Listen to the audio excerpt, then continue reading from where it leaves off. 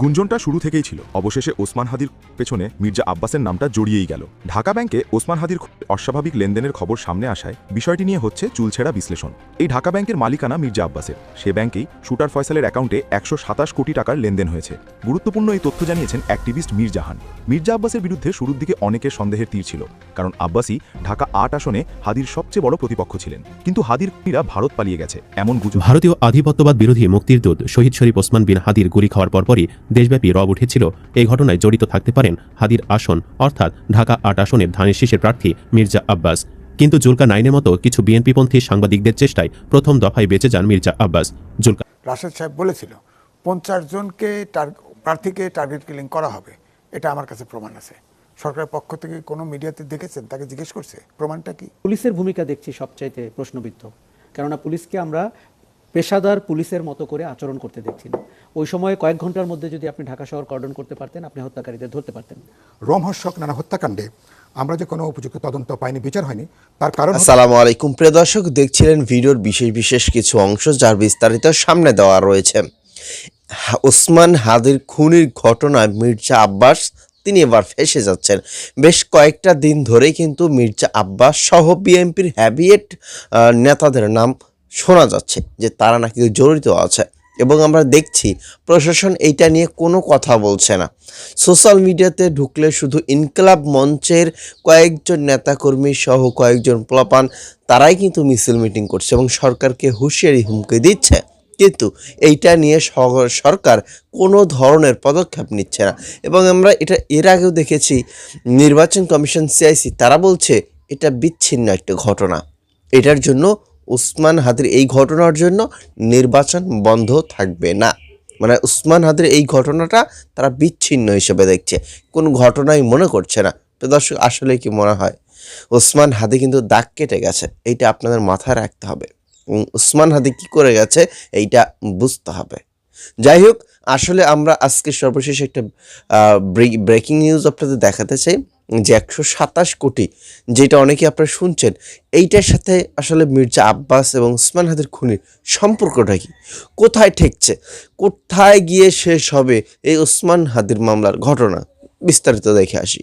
ভারতীয় আধিপত্যবাদ বিরোধী মুক্তির দূত শহীদ শরীফ ওসমান বিন হাদির গুলি খাওয়ার পরপরই দেশব্যাপী রব উঠেছিল এই ঘটনায় জড়িত থাকতে পারেন হাদির আসন অর্থাৎ ঢাকা ৮ আসনের ধানের শীষের প্রার্থী মির্জা আব্বাস। কিন্তু জুলকারনাইনের মতো কিছু বিএনপিপন্থী সাংবাদিকদের চেষ্টায় প্রথম দফায় বেঁচে যান মির্জা আব্বাস। জুলকারনাইনরা প্রমাণ করতে সচেষ্ট হন যে ঘাতক ফয়সাল দেশ থেকে ভারতে পালিয়েছে, আর এই ঘটনার পুরো দায় আওয়ামী লীগের। কিন্তু সময়ের সাথে সাথে বোঝা যায় ঘাতক ফয়সাল দেশে আছে। ভারতে পালানোর দাবিটি ছিল মির্জা আব্বাসকে আড়াল করার মেটিকুলাস ডিজাইনের একটি অংশ। কিন্তু বাতাস আবার ঘুরতে শুরু করেছে। সামাজিক যোগাযোগ মাধ্যমে আবারও বিভিন্ন সাংবাদিক এবং অ্যাক্টিভিস্টরা দাবি করতে শুরু করেছে হাদি হত্যাকাণ্ডে সরাসরি জড়িত বিএনপির এই বর্ষিয়ান নেতা। এমনকি তিনি নাকি ঘাতক ফয়সালের অ্যাকাউন্টে ১২৭ কোটি টাকা লেনদেনের মূল ডোনার। ওমর আমিনী নামের একজন অ্যাক্টিভিস্ট দাবি করেছেন সম্ভবত ফেঁসে যাচ্ছে মির্জা আব্বাস। যা শোনা যাচ্ছে, ভাবা হচ্ছে যদি সত্যি হয় তবে মির্জা আব্বাসের রাজনৈতিক ক্যারিয়ার এখানেই শেষ। হাদির ঘাতক সম্ভবত দেশে আছে। আওয়ামী লীগের কাঁধে ভর করে নিজের পথের কাঁটা দ্রুত সরাতে গিয়ে সম্ভবত ফেঁসে যাচ্ছে বিএনপি নেতা মির্জা আব্বাস। ওমর আমিনী আরও লিখেছেন, আব্বাসই বা কেন প্রথমে গেল হাসপাতালে? হাদি নিহত হতে না হতেই তারিক জিয়া দেশে ফেরার সংবাদ জানানো হলো কেন? আবার হাদির জানাজায় অনুপস্থিত মির্জা আব্বাস।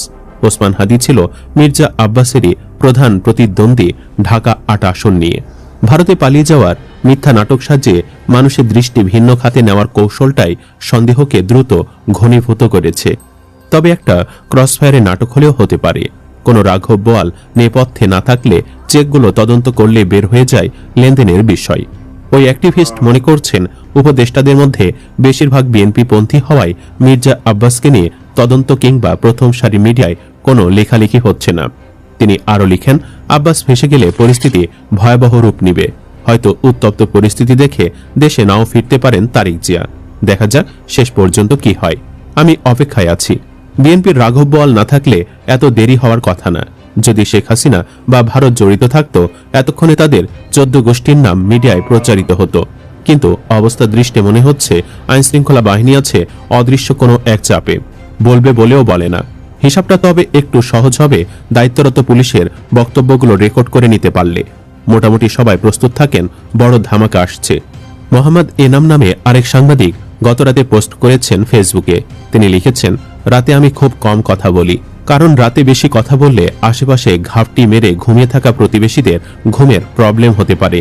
শুধু এটুকু বলে যাই, হাদিকে মেরে ফেলার সাথে সাথে ঘাতক ভারতে পালিয়ে যাওয়ার সংবাদ প্রচার করা, সেদিনই তারেক রহমান দেশে আসার ঘোষণা দেওয়া, স্বরাষ্ট্র উপদেষ্টার মুখ বন্ধ করে রাখা, আব্বাস হাদির জানাজায় উপস্থিত না হওয়া, সেদিনের পরে আজ পর্যন্ত একটা বক্তব্য বাদে আর কোনো উচ্চ বাচ্য না করা, ব্যাংকিং লেনদেনের বিষয় নিয়ে তার ক্লিয়ার কথা না বলা, আরও অনেকগুলো বিষয় আছে।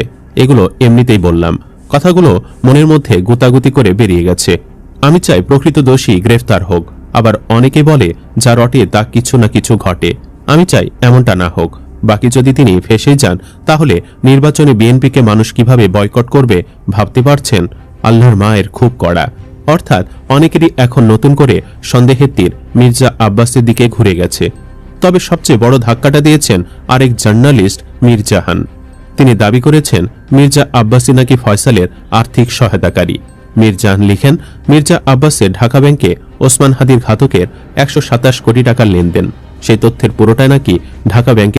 রাশেদ সাহেব বলেছিল 50 জনকে প্রার্থীকে টার্গেট কিলিং করা হবে, এটা আমার কাছে প্রমাণ আছে। সরকারের পক্ষ থেকে কোনো মিডিয়াতে দেখেছেন, তাকে জিজ্ঞেস করছে প্রমাণটা কি? পুলিশের ভূমিকা দেখছি সবচাইতে প্রশ্নবিদ্ধ, কেননা পুলিশকে আমরা পেশাদার পুলিশের মতো করে আচরণ করতে দেখছি না। ওই সময়ে কয়েক ঘন্টার মধ্যে যদি আপনি ঢাকা শহর কর্ডন করতে পারতেন, আপনি হত্যাকারীদের ধরতে পারতেন।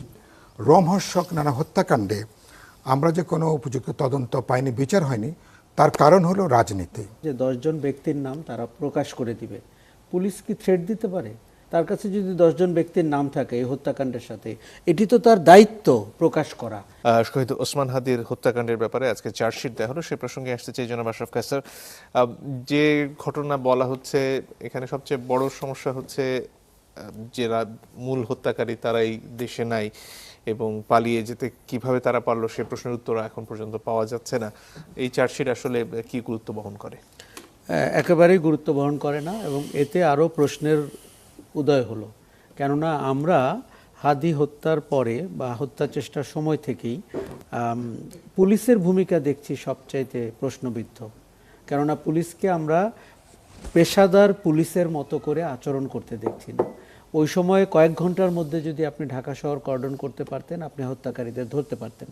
তারপরে সোশ্যাল মিডিয়াতে আমরা দেখলাম তারা ভারতে পালিয়ে গেছে। দেশের বাইরে থাকা কিছু ইউটিউবার এগুলো প্রচার করলো। তার 15 দিন পরে এসে পুলিশ বলল যে তারা বাইরে পালিয়ে গেছে, এবং শিলিগুড়িতে নাকি, মেঘালয়ে নাকি 2 জনকে ধরাও হয়েছে। ভারতীয় পুলিশ যখন বলল এরকম কোনো ঘটনা ঘটে নাই, তখন কিন্তু বাংলাদেশ পুলিশ আর কোনো উত্তর দিল না। আচ্ছা, তারপরে শাহবাগে যে অবস্থান চলছিল সেটাতে আপনার দিন তারিখ ঠিক করে দেওয়া হলো যে কবে চার্জশিট হবে, কবে এই হত্যার বিচার সুরাহা করা হবে। এইভাবে কি হয়? তাহলে আমরা যে এটা কোনো তদন্তই হচ্ছে না। আমার কাছে মনে হচ্ছে যে দেখুন, এখানে কমন সেন্স আলা অথবা সাধারণভাবে সন্দেহ যেদিকে যেতে পারে, পুলিশ ওইভাবে কাজ করছে। ঠিক আগের আমলে পুলিশ যেভাবে কোনো তদন্ত না করে জজ মিয়া। যারা আজকের এই ভিডিওটি দেখেছেন তাদেরকে অসংখ্য ধন্যবাদ জানাচ্ছি, এবং আপনাদের কাছে একটা প্রশ্ন ছড়ে দিতে চাই, মানে কি মনে হয় আপনাদের, ওসমান হাদির মামলার এটা কি বিচার হবে? ওসমান হাদি তো চলেই গেছেন, তিনি যাওয়ার আগে একটা কথা বলে গিয়েছিলেন যে আমি মারা গেলেও আমার বিচারটা যেন সঠিক হয়। আসলে কি সেই বিচার হচ্ছে? তার মৃত্যু বিচার পাবো কি আগামী দিনে? কোনো দলের না, কোনো মতের না, নির্বিশেষে একটা কথাই, সেটা হলো ওসমান হাদির খুনের হত্যাকারী মামলায় মানে যেই হোক না কেন তাকে গ্রেফতার করা হোক অতিলম্বে। প্রিয় দর্শক, লিখবেন আপনাদের মতামত। চ্যানেলে নতুন হয়ে থাকলে সাবস্ক্রাইব করে